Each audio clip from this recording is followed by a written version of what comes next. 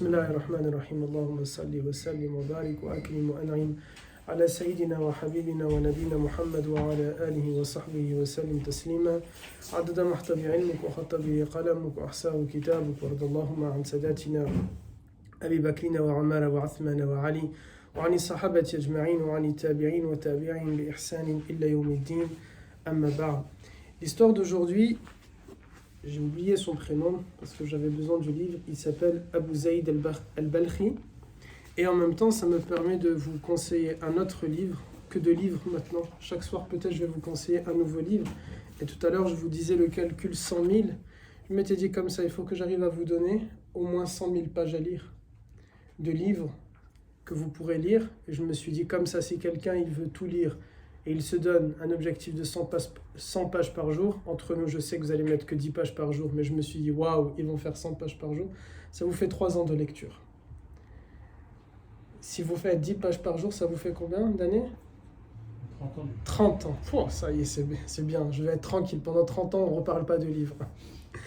100 000 pages à lire, Inch'Allah. Là, vous en avez un qui s'appelle Les 101 grands moments de l'islam, aux éditions Sarrazin. Et c'est écrit par Ronoka, c'est un musulman bien sûr, un français. Et vous avez 101 grands moments à l'intérieur qui vont être détaillés.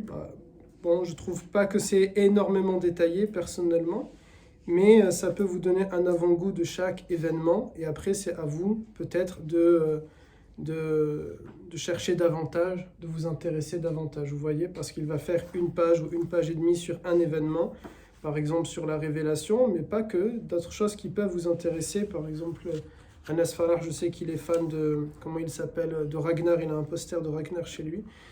Il y a la guerre vikingo-andalouse, ça peut vous intéresser. La naissance du Maroc, peut-être, ça peut vous intéresser. Et ainsi de suite, il y a comme ça quelques événements, 101 grands moments que lui, il a considérés comme étant les grands moments. Et à l'intérieur desquels il y en a un qui s'appelle la naissance de la psychologie moderne, et c'est l'histoire d'aujourd'hui, en parlant de Abu Zaïd al-Balkhi. Juste avant de parler de lui, et pourquoi surtout de lui, parce qu'à chaque fois qu'on a parlé d'un personnage jusqu'à maintenant, ça a toujours été pour tirer des enseignements, des moralités, et les appliquer dans votre quotidien. Et c'est comme ça qu'on enseigne ici. Et c'est comme ça qu'on avance ici, et c'est un peu notre marque de fabrique, dans Da'wa, de tirer à partir d'un fait, de tirer des enseignements et des moralités pour que vous puissiez vivre avec. Parce qu'entre nous, ça ne nous sert à rien de savoir que tel personnage il a voulu fonder un État. Ça ne nous sert à rien de savoir qu'à un moment donné, un homme qui s'appelle Youssouf ibn Tashmin, il a été le sultan du Maghreb. Ça ne nous sert à rien de savoir que Barberousse, ce n'est pas qu'une légende, mais c'est un personnage qui a existé. Tout ça, ça ne nous sert à rien en soi. Masha'Allah, yani pour eux, on peut penser qu'ils ont peut-être une place au paradis, on peut penser que, masha'Allah, ce sont de grands personnages. Ok, c'est très très bien. Ce personnage-là, Abu Zaïd al-Balkhi, on peut considérer, masha'Allah, c'est un homme pieux, un homme saint, il a fait énormément de choses, mais ça ne nous sert à rien de savoir que ça. Ce qui est important, et c'est comme ça qu'on travaille, et c'est comme ça que vous devez travailler, qu'est-ce que je peux tirer de cette histoire ? Qu'est-ce que je peux tirer de cet enseignement-là ? Comment je peux vivre avec ces réalités-là ? Et ça, c'est une méthode que nous connaissons avec et le premier personnage de l'islam qui est le prophète alayhi salatu salam. Le but de vivre avec la sunna, de ressembler au prophète alayhi salatu salam, ce n'est pas que de lui ressembler parce qu'il a mangé comme ça, il a bu comme ça, il s'est assis comme ça, il a dormi comme ça, il s'est lavé comme ça ne nous sert à rien de faire ça. Si c'est simplement du mimétisme, ça ne nous sert strictement à rien. Mais comprendre pourquoi il a fait ça premièrement, essayer de le reproduire de la manière que lui il a fait, mais aussi avec d'autres moyens, d'autres voies, d'essayer de ressembler à l'esprit de ce qu'il a voulu faire. Et c'est ainsi que l'islam, elle fonctionne. Ok, c'est quelque chose qui est important. Abu Zaïd al-Balkhi, il s'est distingué pour avoir créé la psychologie. Et il me semble que c'était toi à un moment donné qui voulais faire dans la psychologie, et je t'avais conseillé, c'est pas quelque chose qui est intéressant maintenant, parce qu'à Montpellier, par exemple, il va y avoir 1000 personnes qui vont passer le concours de psychologue. Ils vont être psychologues. Déjà, pour être psychologue, ils vont trop tarder à être psychologues parce qu'ils doivent faire un stage. Il doit y avoir que 200 psychologues. Ils ne vont pas tous les prendre en stage et du coup, les études vont durer de nombreuses années. Mais il y a quelque chose où on manque de psychologues, c'est vraiment dans la communauté musulmane. Mais ça, on va y revenir. Ce personnage-là, il est le premier à avoir trouvé qu'il y a une médecine de la tête, une médecine de l'âme, qu'il n'y a pas qu'une médecine qui est physique. Il est la première personne, et donc c'est un musulman, et un savant musulman. Il n'a pas été que un médecin, mais il a aussi été un savant musulman, un enseignant. Il a été à la tête d'une da'wa, et il a décidé à un moment donné de s'intéresser à la médecine, et il s'est dit, je crois, peut-être parce qu'il a vu qu'il a des... Moi-même, je pourrais être psychologue, je vous assure, avec ce que je vois, psychiatre même, attention, c'est un cran au-dessus.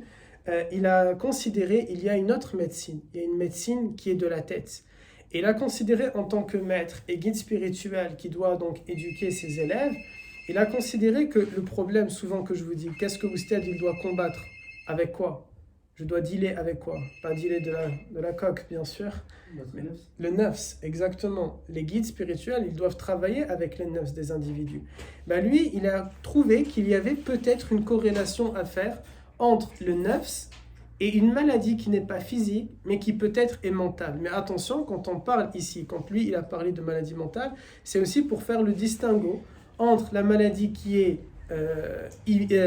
innée chez l'individu, okay, et donc il n'est pas responsable de son acte, celle qui est innée chez l'individu, mais il est quand même responsable de son acte, et celle qui n'est pas innée chez lui, et donc il est responsable, mais peut-être lui, il va prétendre que c'est quelque chose qui est à l'intérieur de lui-même. Et ça, en effet, le neuf, c'est un piège qu'il va tendre aux individus, en leur disant, non, mais tu es comme ça, tu es malade, mais c'est ceci, mais c'est cela, mais c'est Allah Azza wa Jal qui a décidé. Non, parfois, ce n'est pas la réalité. Ok ? Alors, il n'a pas fait que la psychologie, il n'a pas trouvé qu'il y a des maladies mentales, mais il va, et je vous lis ici un paragraphe pour vous donner un exemple de tout ce qu'il va trouver. Le deuxième paragraphe de ce personnage dit « Abu Zayd al-Balkhi est en réalité le premier savant à avoir théorisé la distinction entre les maux du corps et ceux de l'âme. C'est la naissance de la psychologie moderne. Dans son Masalih al-Abdan wal-Anfus, c'est un livre, Nourriture pour le corps et l'âme, voilà un autre livre encore que vous pouvez lire. Il utilise ainsi les terminologies nouvelles que sont, là il y a deux termes arabes qui ne sont pas intéressants, mais je vous les dis en français. La première pour désigner la médecine psychologique, la seconde pour la médecine mentale. Critique à l'égard de ses confrères pour avoir trop mis l'emphase sur les maladies physiques et négligé l'aspect psychologique dans l'exercice de la médecine. Il affirmait ainsi qu'un corps malade affectait inévitablement le nefs et les capacités cognitives de chacun. Premier à avoir fait la distinction entre névrose et psychose et à classifier les troubles névrologiques et cognitifs. Il avait également écrit sur la peur, l'anxiété et la colère, mais aussi sur la tristesse et l'obsession. Abu Zayd al-Balkhi a également introduit le concept d'inhibition réciproque, concept réintroduit dans le domaine seulement 1000 ans plus tard par un certain Joseph Wolf. Donc il a fait quand même énormément de choses. Il a trouvé énormément de concepts qu'on va utiliser maintenant, aujourd'hui, dans notre contexte, dans notre société, dans ce qu'on appelle la médecine moderne ou la psychologie moderne. En prenant cette histoire-là, encore une fois, il faut tirer des enseignements. Peut-être l'un des premiers enseignements, et ce n'est pas une liste exhaustive, il y a plein d'autres que vous pouvez trouver par vous-même, mais le premier, c'est que les savants musulmans ont été des bosseurs, mes garçons, toujours. Vous savez, si les musulmans ont inventé, par exemple, la boussole, pourquoi ils ont inventé la boussole? J'ai écrit ça dans mon deuxième livre, pour ceux qui l'ont lu. Je sais que là, il y en a un qui a déjà lu, par exemple. Toi aussi, puisque tu l'as traduit. C'était pour pouvoir savoir où était la Qibla. Pour savoir où est la Qibla. Ils ont aussi travaillé sur l'astronomie, pas l'astrologie. L'astrologie, c'est haram. L'astronomie, je confonds toujours les deux. Pourquoi? Parce que Allah Azza wa Jalla nous dit dans le Coran qu'il a créé des tribus et des peuples pour qu'on s'en reconnaisse. Et donc, il faut savoir se repérer pour aller à la rencontre des autres tribus et donc ainsi réaliser le commandement de Dieu. Et voyager, c'est presque une obligation en tant que musulman.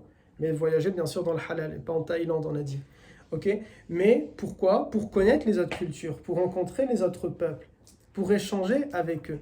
Lorsque les musulmans, ils ont inventé, par exemple, des moyens de médecine, c'est Avicenne qui va créer la césarienne. Pourquoi? Parce qu'il faut sauver la vie. Et parce que hifd al-nafs, la préservation de la vie, c'est l'une des 5 choses que nous devons préserver en islam. Et donc, ils ont développé autour de la médecine par rapport à ça. Et plein d'autres choses qu'il y a dans mon deuxième livre et que vous pouvez lire. Ici, pourquoi il va travailler sur la maladie mentale? parce que justement, on doit faire ce distinguo dans l'islam, on doit faire cette différence. Est-ce que la personne, elle est responsable ou elle n'est pas responsable? Est-ce qu'elle est responsable devant Allah Azza wa Jal de ce qu'elle fait ou elle n'est pas responsable? Et pour ça, il faut savoir, est-ce qu'elle est malade ou elle n'est pas malade? Et donc, il s'intéresse à ça et il va inventer toutes ces choses-là qu'on vient de dire. Et donc là, on voit que les savants musulmans, si à un moment donné, ils ont compté, c'est parce qu'ils ont toujours lié leur job, leur mission, leur travail avec la religion. Et c'est ce que vous devez vous dire. Il est là l'un des premiers enseignements. Comment je peux servir Allah Azza wa Jal? Comment je peux servir ma religion?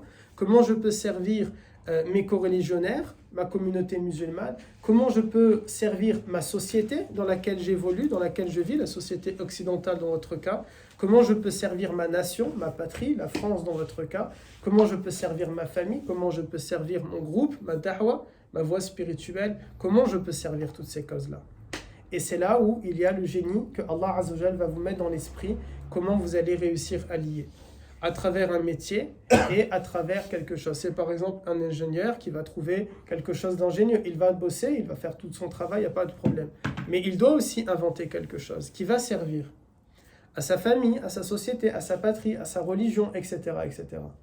Un autre qui va être dans la communication, comment aussi il va servir Allah Azza wa Jal. C'est ça. Lorsque le prophète nous dit « Unsurullah yansuruk » soutiens Allah et il va te soutenir. Eh bien, vous pouvez soutenir la religion. Bien sûr, Allah Azza wa Jal n'a pas besoin de nous. Quand on dit soutenir Allah Azza wa Jal, ce n'est pas dans le sens qu'il a besoin de nous, ok? Mais c'est dans le sens que je vais participer à l'effort, je vais participer au développement, je vais créer quelque chose, je vais faire quelque chose. De cette manière-là, lorsque j'ai réussi, qu'est-ce que je peux dire? Ben, nous pouvons dire maintenant, toute personne qui fait des études en psychologie, peut-être ils vont apprendre que voilà la première personne à avoir créé cette matière-là. De la même manière que quand on est à la fac de médecine, on va apprendre que les plus grands médecins, Averroès, Ibn Sina, etc., ce sont des personnes qui ont été Al-Maturidi, Al-Khawarizmi par exemple, c'est celui qui a inventé l'algèbre dans les mathématiques, toutes ces personnes-là. Pourquoi on a inventé les maths? Parce que dans l'islam, on doit faire des fractions pour l'héritage, pour la distribution de l'héritage, vous voyez? Constamment, ils ont cherché comment je vais servir ma religion dans un domaine. Constamment, ça a été dans ce sens-là. La blockchain, par exemple. Aujourd'hui, nous avons parmi le top, puisque toi tu es intéressé dans la blockchain, parmi les personnes qui s'intéressent à la blockchain, il y a beaucoup de musulmans à l'intérieur. Et vous savez que là, récemment, il y a une entreprise, Isla Delis, qui est la première entreprise en France, et je crois même en Europe, non, en France, il me semble, à utiliser la blockchain pour une affaire de traçage, ou bien peut-être la première entreprise musulmane, ou bien la première entreprise française, Allahu A'lam. En tout cas, on peut être fier de se dire une entreprise qui travaille dans le secteur du halal, musulmane, elle va utiliser la blockchain au service des consommateurs, parce que pour nous, c'est important, la traçabilité, de savoir d'où ça vient, qui a égorgé, est-ce que ça s'est fait dans de bonnes conditions, est-ce que l'animal n'a pas souffert, etc., etc. Ben, on va utiliser un concept, la blockchain, etc., etc. Ça, c'est le premier enseignement. Le deuxième enseignement, c'est de se dire, à un moment donné, cet homme-là, il s'est dit, ok, peut-être il y a des maladies mentales. Aujourd'hui, le souci que nous avons dans notre communauté, vous le savez, surtout dans notre culture, et là, pas la culture occidentale, mais l'autre part que vous avez, la culture orientale, on dit toujours ou très souvent, il est malade. Il est malade, il est malade. Alors, ils vont soit utiliser le terme de « il est malade », soit ils vont dire « il est possédé », etc. Ils ont tout mis sur ce dos-là. Et vous connaissez ma position sur ça. Il n'y a pas de possession, il n'y a rien de tout ça. Mais je crois, et c'est ce que je vous ai souvent répété, ce sont souvent des maladies mentales. Et ce n'est pas péjoratif contre eux, ce n'est pas pour les dénigrer. Je ne vise pas vos familles, je vais viser la mienne en particulier. C'est très souvent, en réalité, ce sont des problèmes de l'enfance. Quand vous grattez un peu comme ça, vous vous rendez compte qu'en réalité, le problème, il date de plusieurs années en arrière. J'ai un cas comme ça, par exemple, mais que je ne peux pas ici citer. Mais en réalité, c'est quand vous allez fouiner un peu, gratter un peu, vous vous rendez compte que certaines personnes, aujourd'hui, ils ont un comportement, ils justifient ça parce que, soi-disant, ils sont possédés. Ils ne le sont pas, ils sont malades, mais pas malades dans le sens qu'ils ne sont pas responsables. Ils refoulent certaines choses, ils ont des syndromes post-traumatiques, ils ne s'en rendent pas compte, mais ils ont besoin d'aller consulter. Ça nous amène, cette transition-là, au troisième enseignement. Quand tu es malade, il n'y a pas à avoir honte. tu vas consulter. Quand tu es malade au niveau de ton corps, tu vas consulter ton médecin généraliste ou tu vas aller aux urgences ou tu vas consulter un spécialiste. Quand tu es malade dans le côté spirituel, alhamdoulilah pour vous, vous avez un mentor spirituel, tu vas le consulter. Lorsque tu es malade de l'esprit, tu vas consulter un spécialiste. Ça ne vous coûte rien d'aller voir un psychiatre, d'aller voir un psychologue et de parler. Et de dire, j'ai tel problème. Oustad, il peut t'aider avec une addiction d'un péché. Et encore, quand il va s'agir de certains péchés, un garçon qui va venir me voir et il va me dire, Oustad, j'ai un problème avec l'alcool. Je sais que là, je ne peux pas l'aider. Il a besoin de voir un addictologue. Là où Oustad, il peut l'aider, c'est comment? L'accompagner, être à ses côtés, le soutenir, vous voyez? Sauf je ne vais pas aller au rendez-vous des alcooliques anonymes, c'est la seule chose que je vais lui dire, débrouille-toi, je l'accompagne s'il veut. Mais parce qu'il faut voir le bon spécialiste à un moment donné. Et chacun doit connaître ses limites. C'est là le troisième enseignement. Tu dois te dire, est-ce que je suis malade ou je ne suis pas malade? Le quatrième et dernier enseignement, parce qu'on est limité avec le temps, c'est de vous dire, au-delà de la maladie psychique, il y a d'autres maladies que je vous parle souvent, qui sont les maladies du cœur. Vous devez vous poser cette question-là. Est-ce que je suis malade dans mon cœur? Est-ce que je suis malade dans mon cœur? La santé, mes garçons, elle est au cœur de toute chose. N'est-ce pas? Les gens, ils disent très souvent, si on a la santé, alhamdulillah. Mais en réalité, ils n'ont pas la santé. Ou bien, ils ont une santé peut-être physique, mais ils ont oublié d'autres types de santé. Une santé psychique et une santé spirituelle. Et elles sont là qui sont importantes. Ça aussi, c'est très important. Si les planètes sont alignées, une santé physique, une santé psychique et une santé au niveau de l'âme, oui, alhamdulillah, alors tout va bien. Mais si je vais simplement regarder l'un des trois pôles et je me dis, bah, alhamdulillah, j'ai mes deux yeux, j'ai mes deux mains, j'ai mes deux pieds, je respire, je vois, etc., tout va bien, ce n'est pas suffisant. Ne tombez pas dans ce piège-là. Vous devez également vous demander, est-ce que je vais bien sur le plan psychique? Est-ce qu'il n'y a rien aujourd'hui qui est en train de me tourmenter, de me peser, de m'alourdir l'esprit? S'il y a ça, il faut que j'essaye de m'en débarrasser. Et vous aurez toujours ça, bien sûr, parce que c'est humain. On a toujours des choses à faire. Mais juste, ne les laissez pas, ne procrastinez pas, ne laissez pas les choses s'entasser, mais faites-les. Si maintenant elles s'entassent parce qu'il y a trop de choses qui arrivent, mais alhamdulillah, vous êtes quand même en train de faire et de travailler, alhamdulillah. Mes garçons, un musulman, c'est quelqu'un qui travaille toujours. Un musulman, c'est quelqu'un qui bosse toujours. C'est pas forcément bosser dans une industrie, c'est pas forcément bosser en tant qu'un travail, mais c'est travailler dans tous les sens du terme. Un travail, que ce soit un job pour gagner de l'argent, ou un travail pour réduire les maladies dans mon cœur, un travail pour cheminer vers Allah Azza wa Jal. Un musulman, il est constamment censé être actif. Ok? Et enfin, je m'interroge, est-ce que j'ai une maladie dans mon cœur? Et si j'ai une maladie dans mon cœur, je vais consulter un spécialiste. Alhamdulillah pour vous, vous avez un mentor spirituel, par exemple. Parce qu'une maladie dans ton cœur, on ne peut pas, et c'est notre conception de la chose, certains ils vont dire, bon c'est n'importe quoi, ils sont soufis, c'est pour ça ils vont dire ça, peu importe ce qu'ils pensent. Moi je crois pertinemment qu'on ne peut pas guérir une addiction, quelle qu'elle soit tout seul. On a besoin d'un mentor dans la vie. Vous allez trouver aux États-Unis, c'est un concept très répandu, n'est-ce pas? Dans les pays anglo-saxons, c'est un concept très répandu, d'avoir quelqu'un derrière soi. Et même dans le business, ça existe. Quel est le concept du sponsor? C'est exactement pareil qu'un mentor en réalité. C'est quelqu'un qui va te pousser devant. C'est quelqu'un qui va te mettre en avant. C'est quelqu'un qui va te tirer, qui va profiter de son image pour que toi aussi, tu vas en profiter. Et vous allez, chacun va avoir bien sûr un bénéfice à l'intérieur. Dans le cheminement spirituel, c'est exactement pareil. Quand j'ai une maladie du cœur, j'en parle à mon spécialiste. Quand j'ai une maladie de la tête, je pars voir un spécialiste. Quand j'ai une maladie dans mon corps, je pars voir un spécialiste. Voilà les enseignements à retenir de cet homme-là. J'oublie à chaque fois son prénom, Abu Zaïd al-Balkhi. Any question? Alhamdulillah. Alors, pendant la prière, réfléchissez pas mal. Il y a un garçon, la dernière fois, il m'a demandé comment on fait pour être concentré dans la prière? Il dit, il peut y avoir plein de choses. J'avais pas le temps de répondre en quelques secondes, quelques minutes, même là, j'ai pas le temps.